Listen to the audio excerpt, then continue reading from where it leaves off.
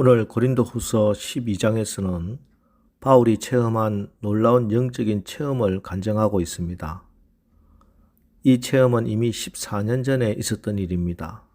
그런데도 바울이 그의 이 놀라운 체험에 대해서 이때까지 침묵하고 있었다는 것은 그가 받은 신비한 체험에 대해 결코 자랑하거나 자만하지 않았다는 사실과 하늘의 비밀에 대한 바울의 조심성 또 겸손함을 보여주고 있는 것입니다.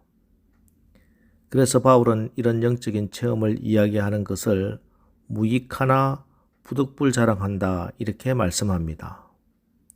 지금 바울은 자기의 사도권을 주장하고 있는 가운데 있습니다. 그런데 바울의 자기 자랑과 거짓 사도들의 자기 자랑과의 차이가 무엇인가? 거짓 사도들은 자기들의 영광받음을 자랑했습니다. 그리고 눈에 보이는 특별한 표적들, 자기 능력을 자랑했습니다. 그런데 반대로 사도 바울은 자기의 영광이 아니라 고난받음을 자랑했습니다. 그리고 특별한 표적이 아니라 자기의 약함을 자랑합니다. 바울이 체험한 영적 체험은 고린도 교회 안에 있는 거짓 교사들과 비교할 수 없는 놀라운 체험들입니다. 셋째 하늘인 낙원에 올라간 일만 하더라도 대단한 일인데 그곳에서 사람이 가히 이르지 못할 말을 주님으로부터 직접 들은 것입니다. 자, 이렇게 되면 바울도 인간인지라 스스로 자만해지기 쉬웠을 것입니다. 그런데 하나님이 육체에 가시를 주셔서 너무 자만하지 않게 은혜를 베풀어 주셨다 하는 것입니다. 7절 여러 계시를 받은 것이 지극히 크므로 너무 자만하지 않게 하시려고 내 육체의 가시 곧 사단의 사자를 주셨으니 이는 나를 쳐서 너무 자만하지 않게 하려 하심이라. 여기서 육체의 가시는 질병인데 눈병이라고도 하고 간질병이라고도 합니다. 물론 바울도 육신에 가신 질병의 치유를 놓고 간절히 기도했지요. 3번이나 기도했다 이렇게 기록된 것을 보면은 아주 간절히 기도했다는 것입니다. 사실 바울이 이렇게 3번이나 간절히 기도했다는 이런 일이 자기에게 육체적인 괴로움을 주는 것은 말할 것도 없고 그보다 바울의 마음을 더 안타깝게 한 것은 이로 인해서 사람들로부터 바울이 무시를 당할 때 자기의 사도직의 권위 또 하나님의 영광이 가려지지 않을까 염려했기 때문입니다. 그런데도 하나님께서 주신 응답이 바울이 기도한 내용과는 전혀 상반된 것이었습니다. 9절 나에게 이르시기를 내 은혜가 내게 족하도다. 이는 내 능력이 약한 데서 온전하여 짐이라 하신지라. 그러므로 도리어 크게 기뻐함으로 나의 여러 약한 것들에 대하여 자랑하리니 이는 그리스도의 능력이 내게 머물게 하려 함이라. 이처럼 우리가 기도할 때 그 기도에 대한 하나님의 응답이 반드시 내가 생각했던 방법으로 그렇게 문제를 해결해 주시는 방향으로 나타나지 않을 때도 있다는 것을 알 필요가 있습니다. 그 문제를 그대로 놔두시는 방법으로 응답해 주시는 경우도 있습니다. 이것을 우리가 바울을 통해서 알 수 있는 것이지요.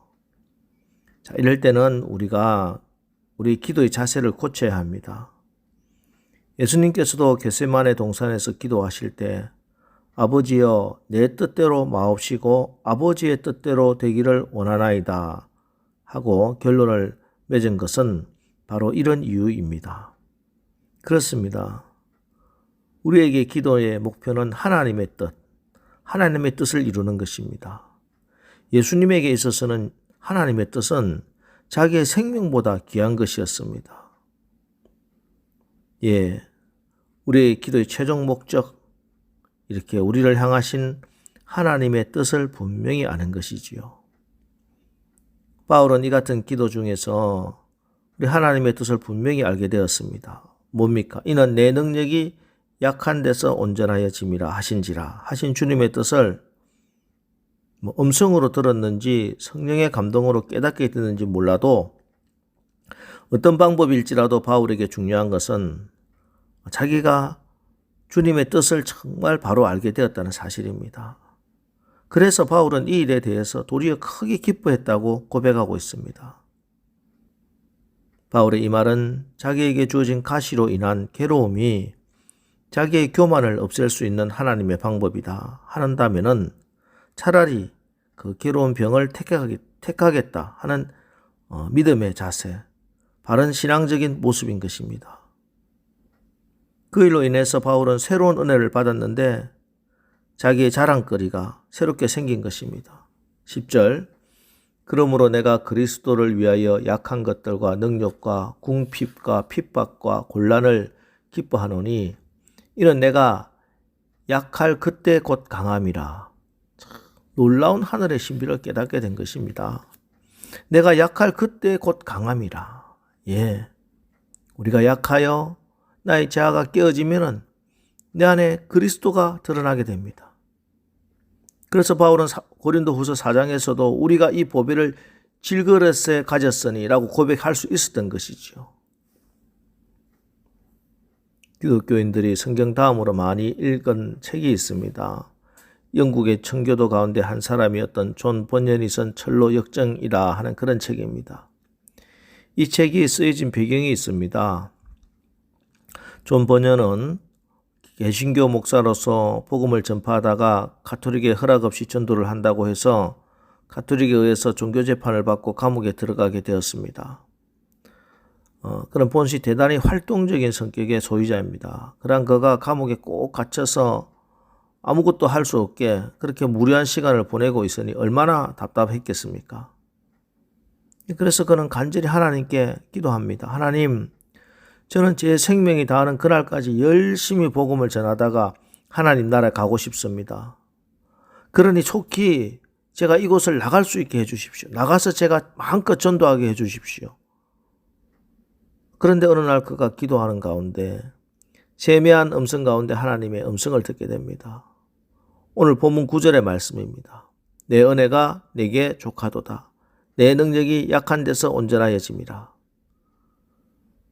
그는 이 말씀을 받고 깊이 묵상하는 가운데 큰 은혜를 받습니다. 그렇구나. 내가 비록 감옥에 갇혀 있다 할지라도 하나님은 나에게 변함없이 족한 은혜를 베풀고 계시는구나. 하나님께서 내가 약한 가운데 더 놀라운 일을 하시겠구나.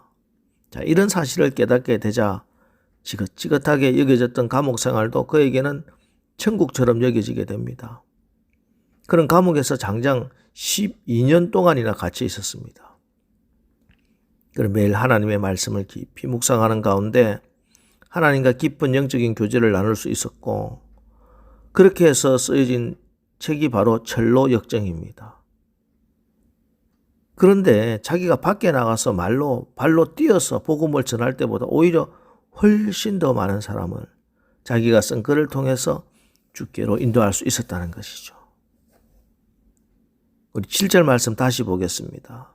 여러 계시를 받은 것이 지극히 크므로 너무 자만하지 않게 하시려고 내 육체에 가시 곧 사단의 사자를 주셨으니 이는 나를 쳐서 너무 자만하지 않게 하려 하심이라. 예.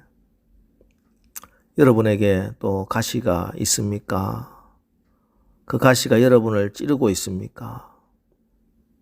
사도 바울에게도 가시가 있었는데 왜 우리에겐들 가시가 없겠습니까? 그러나 그 가시 때문에, 그 약함 때문에 우리가 주님을 더 의지하게 된다면은 또 우리가 더 나쁜 죄에 빠지지 않게 된다면은 바로 그 약한 그 가시가 나에게 축복이 되고 내가 약한 그때 가장 강함이 나타나게 되는 것입니다. 내가 약하기 때문에 주님 의지하는 것이죠. 주님께 더 꽉 붙들리고 주님께 더 열심히 기도하고 여기 종이 한 장이 있습니다. 종이 자체는 약하지요. 손가락만 찔러도 종이는 푹푹 찢어집니다. 그런데 이 종이가 철판에 딱 붙어 있으면은 아무도 종이를 못 찢습니다. 구멍도 내지 못합니다. 왜? 종이가 칠판의 힘을 빌리기 때문이죠. 예, 그러나 여러분 보세요. 그렇습니다. 우리는 약합니다. 그러나 그리스도 안에 있을 때 우리는 강해집니다. 내가 약할수록 우리가 그리스도께 더 의지하게 되니 더 강해지는 것이죠. 하나님 앞에서 약해지십시오. 그것은 늘 자신을 쳐서 복종시키는 생활인데 이것은 기도하지 않고는 절대 이루어지지 않습니다. 자기의 약함에 대해서 철저하게 훈련되지 못한 사람 하나님께서 쓰시지 않습니다. 진정으로 하나님 앞에 자기의 약점을 고백하는 사람은 그 약함 때문에 그 약한 곳에서 강해지는 하나님의 능력이 나옵니다.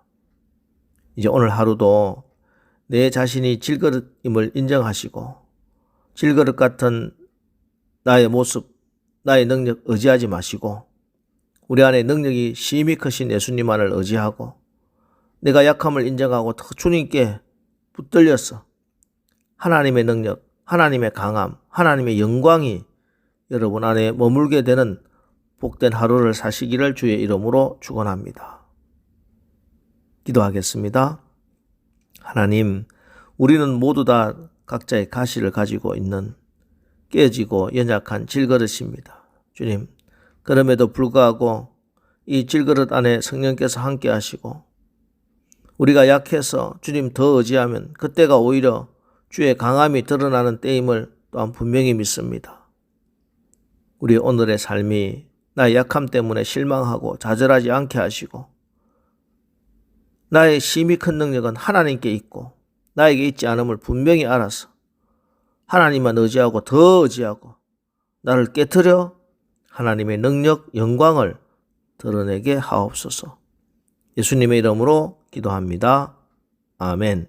이제 오늘 하루도 우리가 자만하지 않고 우리의 약함이 오히려 하나님의 강함이 되게 하옵소서. 오늘 말씀 붙들고 우리 기도하겠습니다. 기도하고 나가겠습니다.